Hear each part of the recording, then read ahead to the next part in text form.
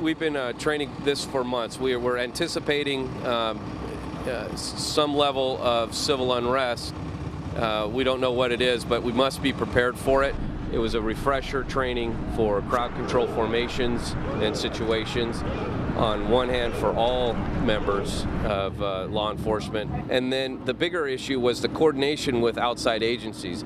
If we have to call mutual aid, we have to be able to talk with, work with, and coordinate with these outside agencies. By training today, we now know that we can carry out the commander's intent, the mission of what we're supposed to be doing, whether it is to be standing on a skirmish line or to arrest situation or to move people from a certain area. We're confident now that we can do that with outside agencies.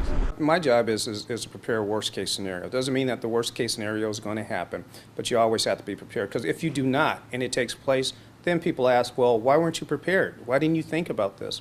And so what we're doing is the worst case scenario, and we're doing a lot of what if this, what if that.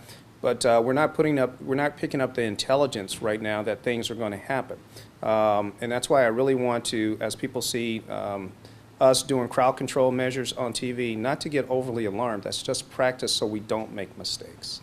We are a 1,000-person agency, and so we'll be ready. Both the California Highway Patrol and the Alameda County Sheriff's Department say they have key roles in the coordinated effort plan to keep things under control when the Mehserle verdict comes down. The City of Oakland has contacted us here at the Sheriff's Office, and we've made contingency plans. We're also the mutual aid coordinators for the county, so we have advised the rest of the cities to certainly be aware of what's going on if the verdict comes down and people start to behave badly. And if protesters try to move from the streets to nearby freeway on-ramps like they did here back on March 4th during a student rally, the CHP says they'll be ready for them. We'll have members of the patrol staged at what we call strategic locations, and should we see individuals moving toward that location, we can announce it. We can get adequate resources there.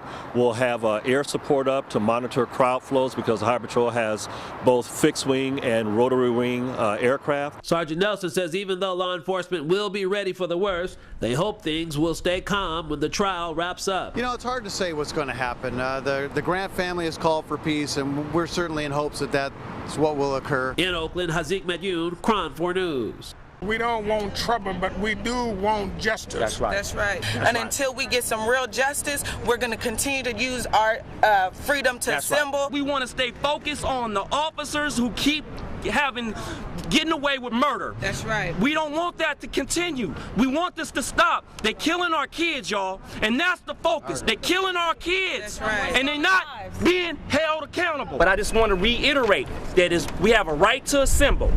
And all this hysteria about outside agitators, we feel that the outside agitators are the police. Across this nation, the police don't live and their kids don't go to the schools in the community. So if we're going to talk about outside agitators, let's keep the focus on the real perpetrators of violence to our kids. That's who's creating the violence. That's who we should be afraid of. My son was Oscar Grant's teammate. He's 22 years old. He's a black young man. It could have been him on a BART.